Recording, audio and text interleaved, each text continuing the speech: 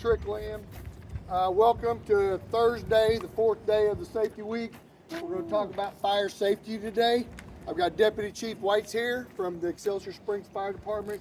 Going to go over a number of things from commercial to residential fires, and then doing some fire extinguisher training. Anybody who wants to shoot off a fire extinguisher, you're more than welcome to come up and do it. So thank you for everything that you guys are doing on site. It's muchly appreciated. We've got a lot of people here, a lot of trades going on. You're working together with everything, and everything's great. Once we're done with this, starting about 11:30, when we're done with this, you can trickle down and start hitting the food truck. There's a lot of pulled pork sandwiches, smash burgers, and things like that. Get your bellies full. Just a thank you from me for what you guys are doing. It's muchly appreciated. So I'll turn it over to Deputy Chief White. All right, guys. My name's Cameron. I'm the City Fire Marshal, Deputy Chief of the Fire Department. Been doing it 24 years. Just going to talk to you a little bit about fire safety. Down here quite often, I'm sure you guys have seen me walking around. One of the safest construction sites I've ever been on. So, round of applause to you guys. Review for a lot of you guys. Some of this stuff will be a little bit new. If anybody's never shot off an extinguisher, we'll have the stuff down here in just a little bit and put out a couple small fires. Wanted to talk a little bit about job site safety first. Job site safety. These buildings under construction are our biggest fire risk in the city, mostly due to what you guys do, hot work, void spaces. You know, we don't have the suppression systems in, the alarm systems. You got vandalism, people breaking in. There's all kinds of different things. Talking about fires on here. You know, hot work is the leading cause of construction fires nationwide. Permitting, I'm sure you guys require hot work permits. Your safety checks, fire watches. You want to do fire watches. Basically, an hour after the work stops, 30-minute increments. I'm going to go through.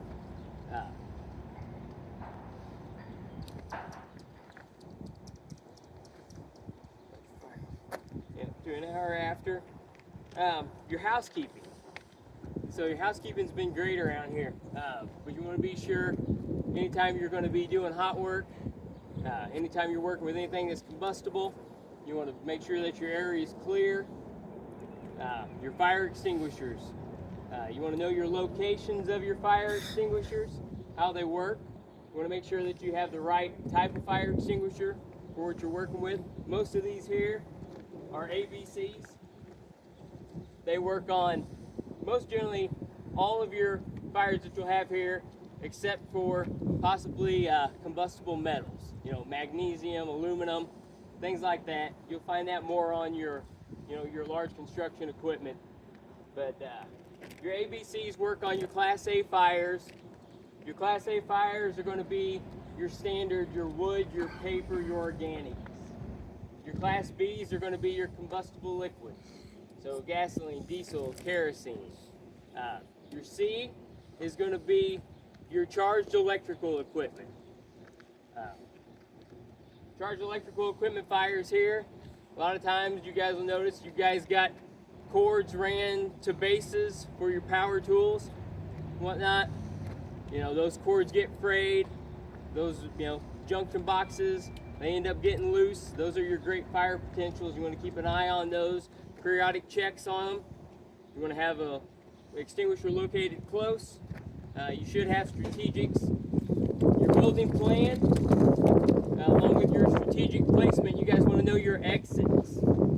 So 2 ways out of everywhere you're working in is the best way, just like a residential. Your fire extinguisher. When you use your fire extinguisher isn't so much to put the fire out, especially if it's a large fire. It's to either slow it down, diminish it, or to let you guys have a path of egress. So we would use that. If the fire is between you and the exit, you want to use that extinguisher to get it down so you can exit. If you are trying to put the fire out, you don't want to ever let that fire get between you and an exit.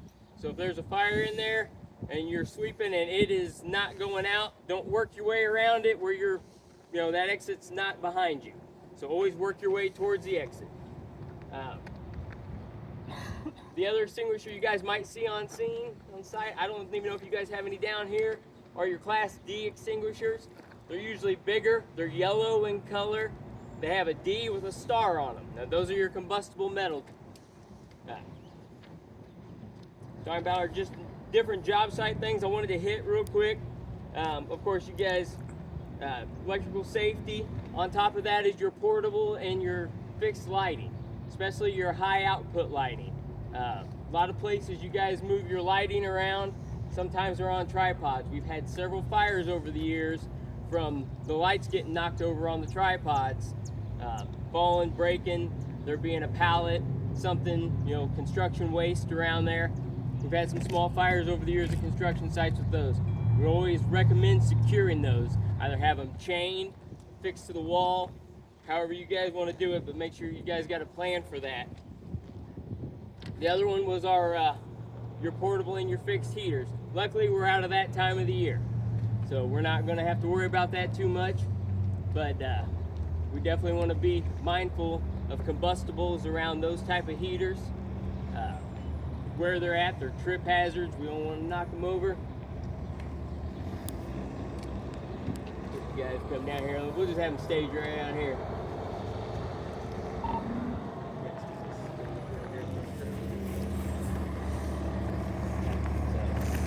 On our extinguishers, when we're doing them, we kind of follow a simple action. Has anybody not ever shut off a fire extinguisher?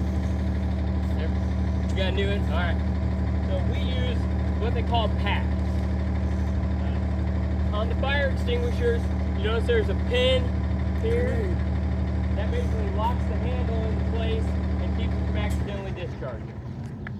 So there's always usually like a zip tie or some type of breakable tag on there that keeps the pin in place. When you break that out, now you have a live extinguisher. The nozzle here runs to the hose, runs to the extinguisher. So you pull, that's your P, aim with your nozzle, there's your A, then your squeeze. Squeeze is your trigger, squeeze is your discharge. You squeeze and you sweep. And you want to sweep the base of the fire. Don't worry about if there's fire going up the wall, don't worry about that. We want to get that, where the head of the fire is to extinguish up at the top. They're nasty, they burn when you breathe them, but they are effective. On top of that, everybody that's a homeowner, rents, everything, should have at least one of these in their house. ABC is the best, it's the universal. They make more clean ones, halogen. They make carbon dioxide style detectors that don't, put out the nasty powder that you have to clean up afterwards. Quite a bit more expensive. They don't work on all types of fires. I highly recommend you guys have one of these. They're purchasable at Walmart, Westlake, Home Depot, Lowe's. Fairly inexpensive, 25 bucks for a 3-pounder. So if you guys don't have one of those in your house, I highly recommend it. Talking about residential, I also recommend that everybody have smoke detectors and functioning carbon monoxide detectors. Carbon monoxide, if you guys aren't familiar, is an odorless and colorless gas. It's produced by incomplete combustion. Water heaters, furnaces, those are our most common source when we go on responses. In low doses, it's really not harmful. Medium doses for prolonged time periods cause flu-like symptoms, headaches. High doses cause, basically, makes you unconscious. The blood's unable to bind to your red blood cells or the oxygen, and you can't, basically it suffocates you in a slow process. A lot of times we find it overnight. People go to sleep and they have a bad furnace, cracked block heater, incomplete combustion, a vent pipe that's been backed up. They don't have a carbon monoxide detector, and either they're found unresponsive or ultimately most of the time it's fatal. High doses for quite a while, hour to 2 hours.